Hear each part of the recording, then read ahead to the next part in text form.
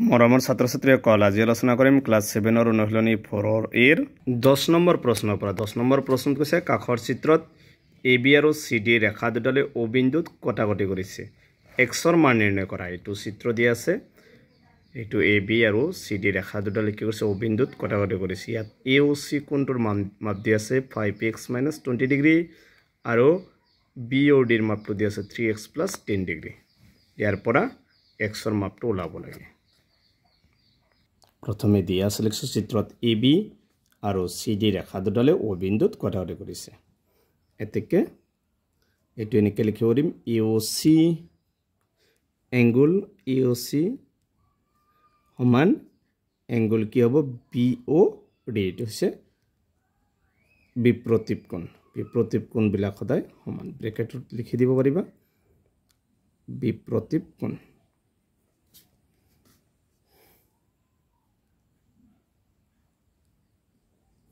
এবাৰ চাবা AOC angle AOC কিমান দি আছে AOC মানে কি দি আছে 5x - 20 ডিগ্ৰী AOC ঠাইত কি লিখিব পাৰিম 5x - 20 ডিগ্ৰী সমান BOD এটা চোৱা BOD দি আছে 3x + 10 ডিগ্ৰী এইখিনি দিয়া আছে এবাৰ ব্ৰেকেট খিনি উঠাই দিও তলানে এনেকে লিখিম 5x - 20 ডিগ্ৰী 3x + 10 ডিগ্ৰী এইবাৰ সবে x থকা কেটা একলগ কৰিম আৰু সংখ্যা কেটা একলগ কৰিম 5x ইফালে 3x to 10x ৰ লগত প্লাস হৈ আছে ইফালে লিখি হ'ব মাইনাস হ'ব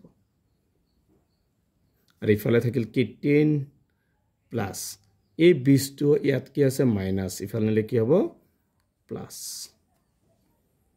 বা 5x ৰ পৰা 3x গলে কেটা থাকিব দুটা x ইকুৱেল 10 আৰু 20 যোগ কৰিলে কিমান হ'ব 30 এতিয়া চাবা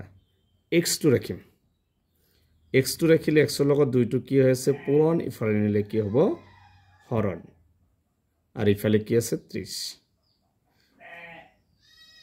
বা x ইকুৱেল এবাৰ চোৱা 2 দি 30 ক কেইবাৰ যাব 2 দি 3 ক একবাৰ কি 10 2 5 গুণ 10 15 ডিগ্ৰী তাৰ মানে x ৰ মাপটো আমাক x ৰ মানটো ওলাব দিছিল x ৰ মানটো কিমান পাইছো 15 ডিগ্ৰী এটো হৈছে 10 নম্বৰটো আনসাৰ একদম সহজ প্ৰথমে লিখিবা চিত্ৰত AB আৰু CD ৰেখা দুডালে O বিন্দুত কটাকটি কৰিছে কিন্তু দিয়া আছে এতেকে কোণ AOC আৰু কোণ BOD এটো বিপ্ৰতীপ কোণ বিলাক সদায় সমান AOC সমান BOD এতেকে AOC ৰ মাপটো দিয়া আছে 5x - 20 আৰু BOD ৰ মানটো দিয়া আছে 3x + 10 কিনি বহাই সমাধান কৰিবা একদম ইজি গতিকে ইয়াৰ পিছৰ ভিডিঅত 4 B অনুশীলনী আলোচনা কৰিম তোমালোকে ভিডিঅটো লাইক কৰিবা চেনেলটো সাবস্ক্ৰাইব কৰিবা